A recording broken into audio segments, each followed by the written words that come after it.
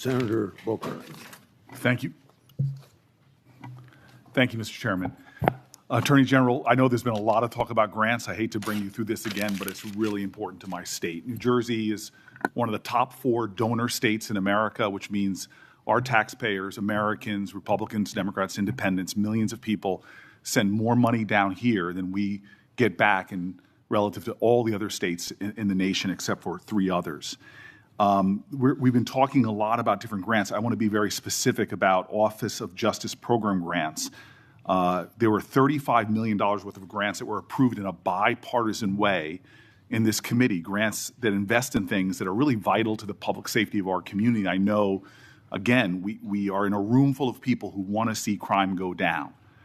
Republicans and Democrats, law enforcement officers have spoken to the urgency of these programs which deal with school violence, which divert people into substance abuse and treatment and supportive services. Community violence intervention programs, again, bipartisan programs that this committee really worked hard on this. I've heard what you've said to others on the committee. I heard what you said to Patty Murray in an appropriations committee that members should reach out to you if they want those grants reinstated. I've written letters, but I am hoping that you and I can have a conversation. $35 million of frozen funding for public safety that the people of New Jersey, Democrats, Republicans, and Independents, really invested in those resources, those programs, and those nonprofits who were expecting those grants often made outlays and are now really in a lurch. Can we talk about those grants and the restoration of them, please? Yeah, and Senator Booker, I had stated earlier that yes, we did terminate grants. We have an appeal process. We have turned some back on. We are appealing. We are looking at some. Some we have denied. Some are still pending. I believe we have multiple appeals pending with New Jersey, and I would be happy to sit down with you and look at those appeals. I believe one is with the city of New Jersey. I know there are multiple ones pending, but of course, I would be happy to sit down with you or any senator or any House member and look at grants that have been terminated. I've been doing that, and I would welcome that. What's up, everybody? Welcome back to the channel. So that's kind of fascinating right there. I don't know if you guys picked up on that, where they're talking about some of these companies, these NGOs or whatever that receive these federal grants. They actually factor in the grant money into their outlays for their budgets. That's fascinating, don't you think? I love this. Look, I think it's a good idea that they came in and shut these grants down to see exactly who starts gnashing their teeth about this, and that's probably the people that don't need the grants, because it's a grant, folks. That's free money from the federal government. I love it, y'all. People start feeling entitled, and they're like, I need my grant money. Do you? Can we even afford these things, folks? But we're going to get into all this. So y'all do me that favor and smash that like button for me. Subscribe if you're new around here. Share this video anywhere and everywhere you can. Click that join button. Sign up, become a member. You know you want to. You need to. It helps this channel expand and grow. And we need to bring this community together, folks. So y'all do all that for me. And without any further ado, here is the rest of the story. But I will be the first one you sit down with, correct? Absolutely. I'd love to sit down with you on that. I'll look at those tomorrow, Senator Booker. Thank you very much. I want to move on. We have been restoring some grants. I understand, some have been denied, some have not. At New Jersey, none have, and I really want to get to the bottom of that, and hoping that we can reinstate some of those grants. The second thing I want to move on to is that earlier this year, the Department of Justice charged Newark Mayor Ras Baraka after he sought access to Delaney Hall Detention Center to conduct oversight. The charges on their face, to many of us, especially in New Jersey, were clearly baseless. Many people say they're politically motivated. And then the judge, the federal judge, admonished the prosecutors for even bringing the case. This is the quote from the federal judge. Federal prosecutors serve a single paramount client, justice itself. Your role is not to secure convictions at all costs, nor to satisfy public clamor, nor to advance political agendas. The federal judge went on to call the charges embarrassing and a worrisome misstep. Mayor Baraka was arrested that day on the scene, and I know you understand this, to arrest a mayor of a major city on charges that were called by a federal judge embarrassing and a worrisome misstep is very concerning to me, and I think should be to the whole committee. A recently released video shows a federal agent telling fellow officers that the decision to arrest Baraka was, quote, per the Deputy Attorney General of the United States. And I'm assuming that person is Todd Blanche. This is evidence to me that this decision wasn't made by people on the ground in the field, but by Maine Justice, that they were directing an arrest from D.C. on the scene. And it leads to the conclusion that this was a political decision, that the decision to arrest was not made by the people who were there on the spot. And I can assume that you can see how that's problematic to me. So I have questions not about the case, but really about how the decisions to arrest and charge Baraka and now MacIver, Congresswoman MacIver, were really made. Before this committee, I am saying that I'm going to submit these questions for the record, and I'm really hoping that we can understand how those decisions, as our oversight, how we're making decisions, especially for high-level officials in my state, the mayor of our largest city, the congressperson of that city, and I'm hoping that you could respond to those letters on the record. Yeah, and Senator, that matter is ongoing, and so I can't discuss it. As an attorney, you realize I can't discuss an ongoing matter. And I respect that. I guess I just want to know, and we'll leave this for the questions for the record about the decisions on how they're being made, not the case in itself. I want to move on. And again, I've heard your testimony so far. I know that there is data about violent crime in this city, but I'm really concerned about the application of Justice Department resources towards the challenges we have. You and I both know that about 11,000 Americans have been killed by a firearm just this year. The Department of Justice, according to the White House's own documents, as well as that of the conservative think tank Cato, have shown that there has been a significant movement of law enforcement resources away from many other issues and into immigration enforcement. And we are seeing that in that immigration report, a lot of the people are not the violent criminals that we are really needing to rid our streets of. In total, according to the Cato Institute, you've reassigned 7,460 law enforcement away from their primary duties, investigating drug traffickers, prosecuting child pornography, targeting high-value white-collar criminals, and again, forcing them, this is according to the Cato Institute, into low-level immigration enforcement.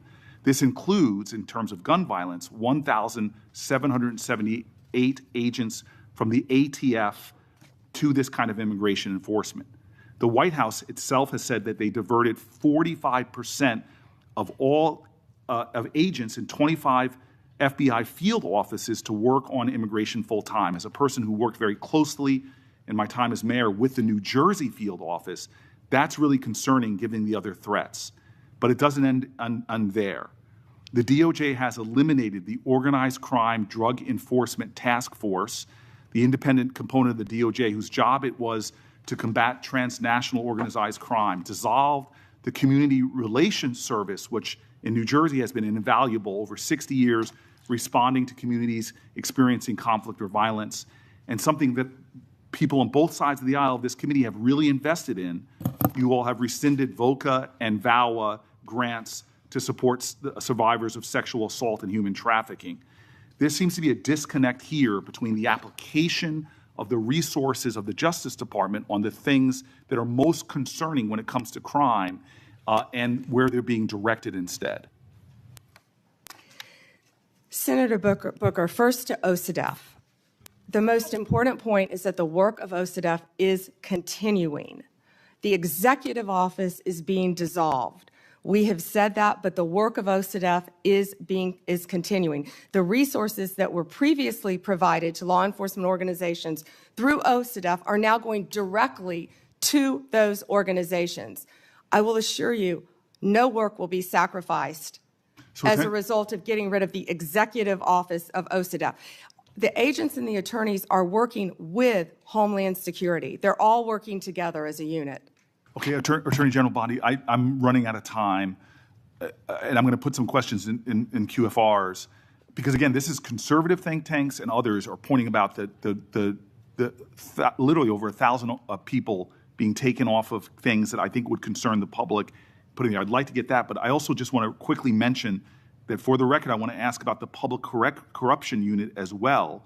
We now have gone from a public integrity section that went from 36 full-time prosecutors to now only 2. And yet we know, Democrats and Republicans, there is a real problem with public corruption in our country.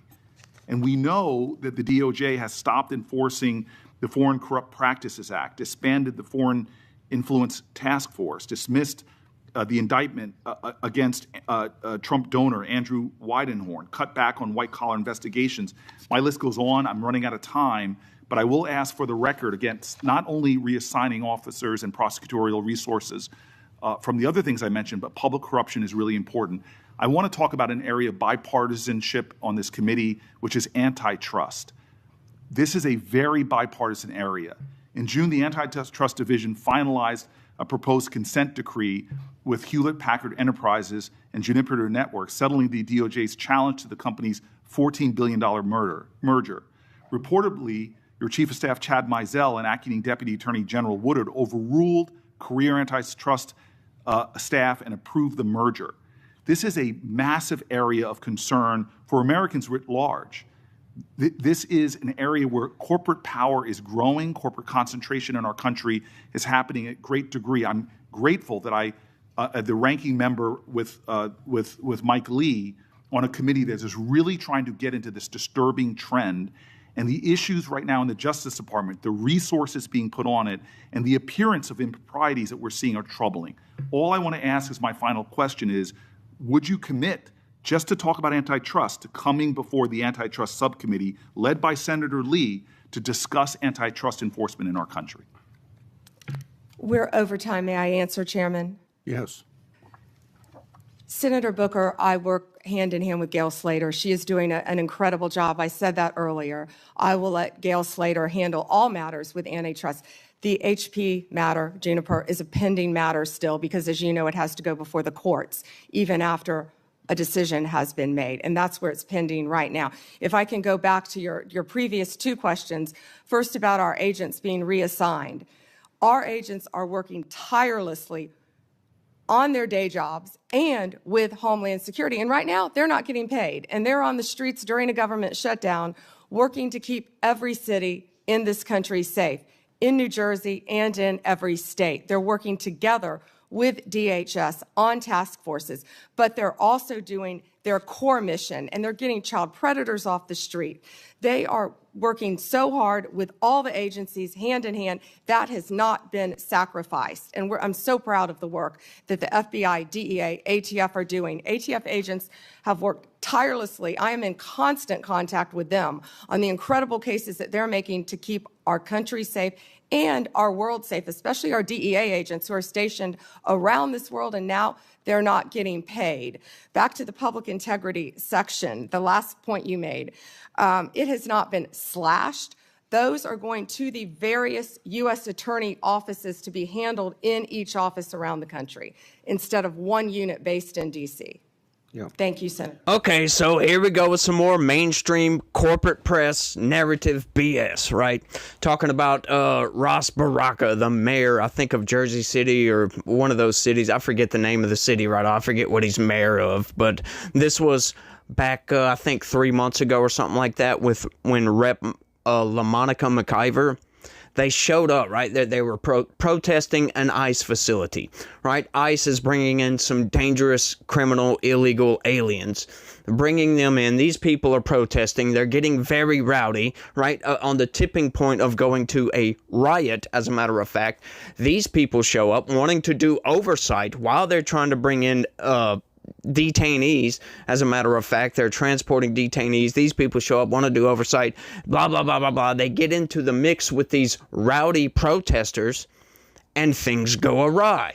As a matter of fact, Ras Baraka, his charges were dropped. So instead, Senator Booker, instead of going to Ras Baraka and saying, hey, maybe you shouldn't have obstructed federal law enforcement, what does he do? He goes to Pam Bondi and says, I want to know why he was arrested. Oh, and guess what this federal judge said? This is embarrassing. Is it embarrassing, though? They actually dropped the charges on this dude, and they didn't have to do that. They could have kept those charges in place as a matter of fact and as a matter of law. to be factual, right?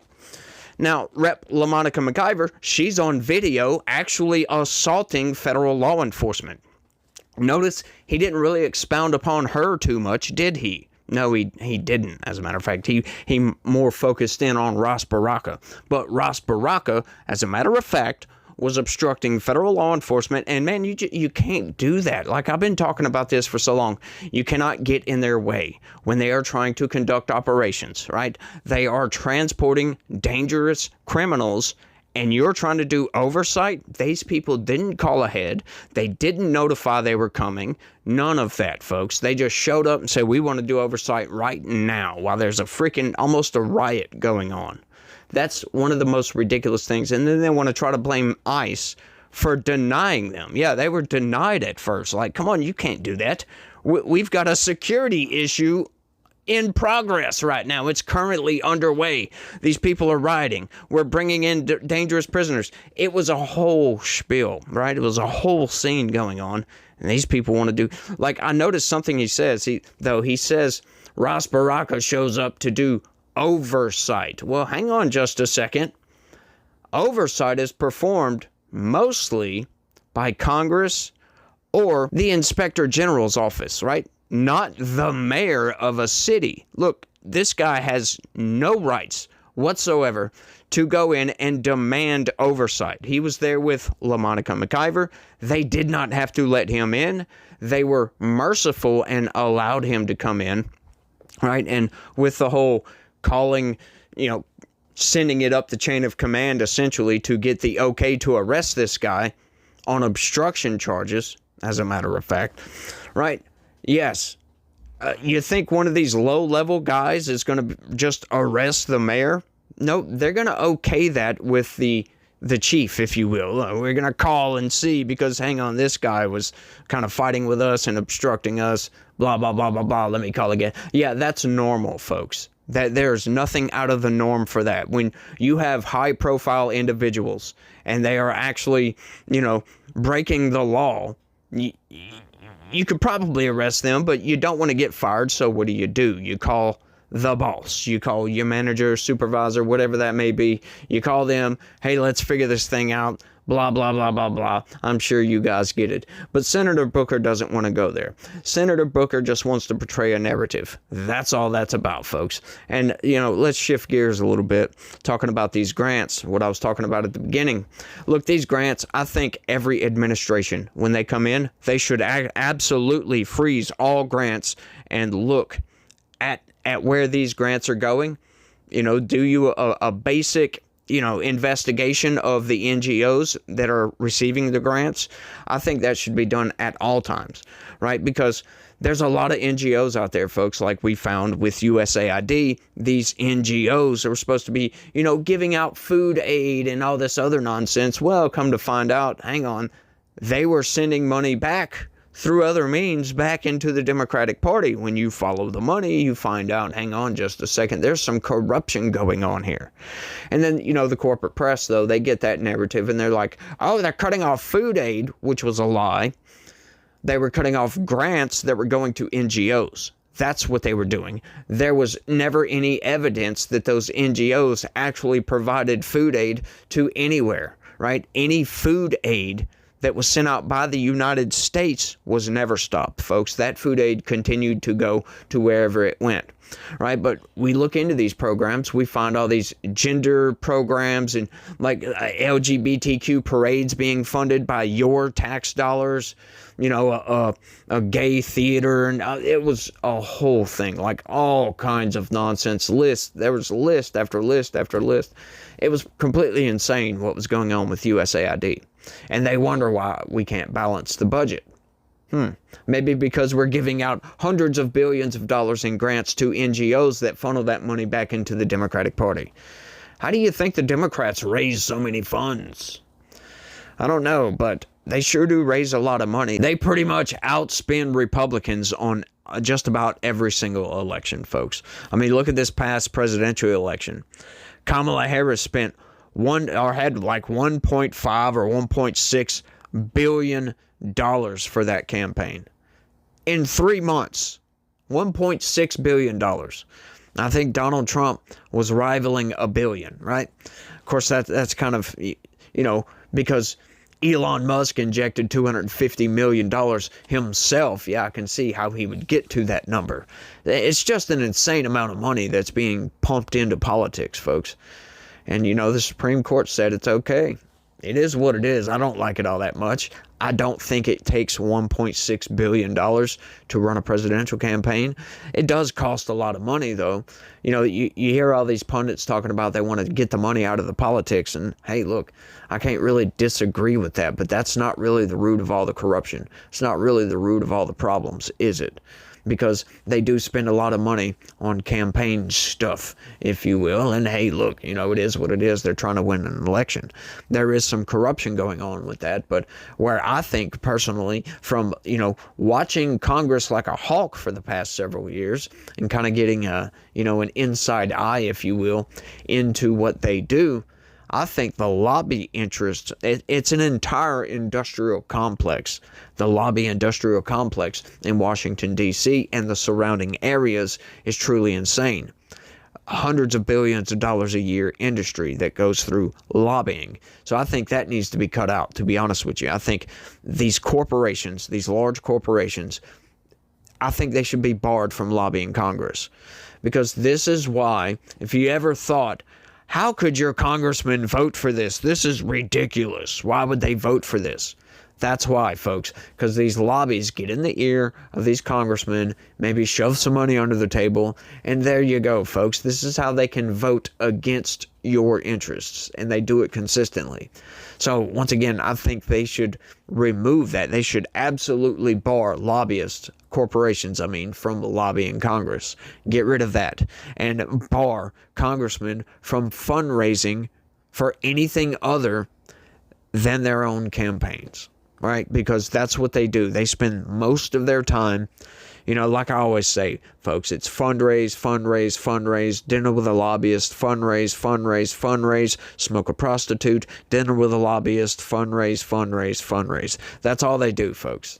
That's it. And they may squeeze in a vote here and there. Go vote on something. But for the vast majority, all of your legislation, that gets wrote up by staffers. Yeah, almost exclusively by staffers. Your congressmen, most of them do not work on any of this. They'll tell a staffer, look, I want you to write up something specifically for blah. We want to make sure candy canes are in stock at these stores, whatever it may be. We want to make sure that candy canes are supplied year round or something, whatever it may be. Anything ridiculous. That was just something I could think of right off the top of my head. But I think that needs to go, to be honest with you, because it's just absurd, the amount of money that flows through Congress, y'all.